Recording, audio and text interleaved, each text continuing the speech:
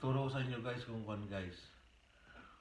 paano magkatay ng guys ng manok at kung paano kunin yung yung pitso niya. Ito lang, simple lang. Dito kayo mag-umpisa guys. Ito na kayo mag-umpisa.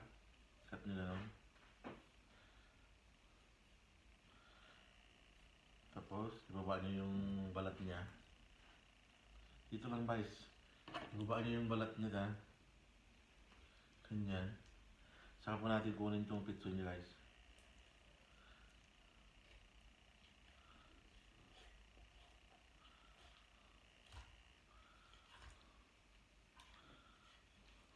Ayan.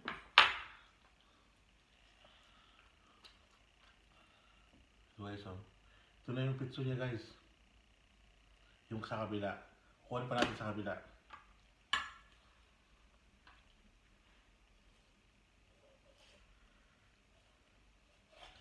Basic lang to guys.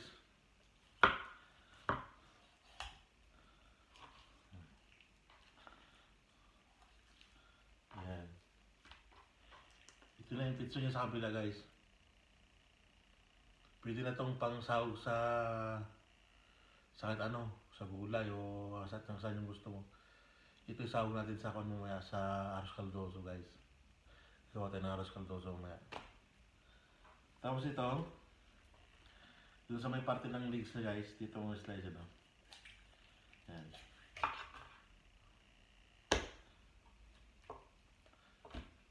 Tapos yung kabilang legs niya,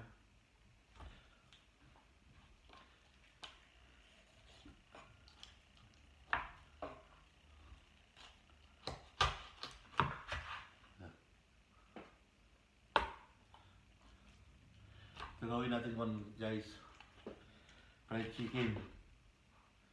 Ito yung kanya,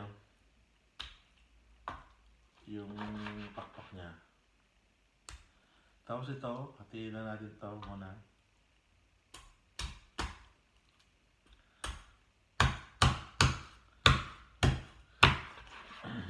Saka natin i-chop. Ito, pang adobo o pang fried chicken. Saan gusto mo yung gusto mo guys? Gawa tayo ng fried chicken guys. Nakabaksyon tayo kaya luto muna tayo. Tapos itong pakpak niya guys, tanggalin mo lang konti sa pakpakan niya. Tapos hatiin mo dito banda.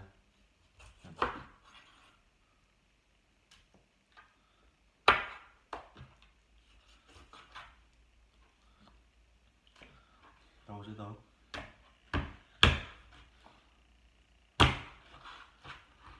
yung legs niya.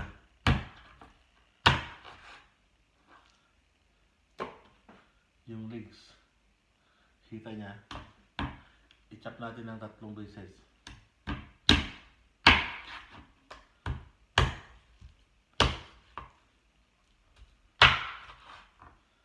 Ayan. Tapos ito naman, yung pitsugan niya guys, pwede natin ipinitis to guys. Slice na naman ninipis. Ayan o. Kasi tayo magsisimula.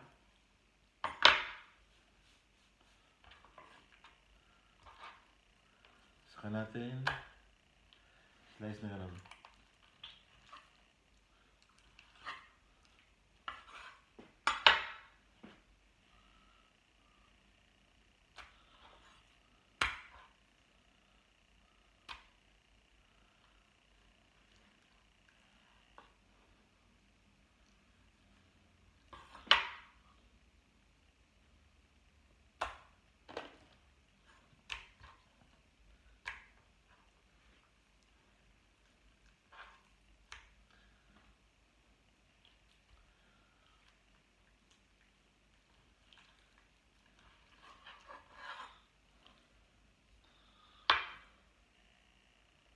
Pwede mong ipanralyado to sa amoy prito, sarap.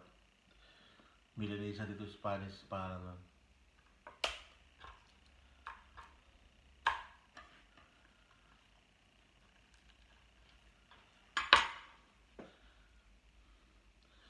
isawag to ng arroz caldoso, isawag natin ng arroz caldoso, mag-arroz caldoso tayo ngayon. Ganun lang kasimple guys, basic.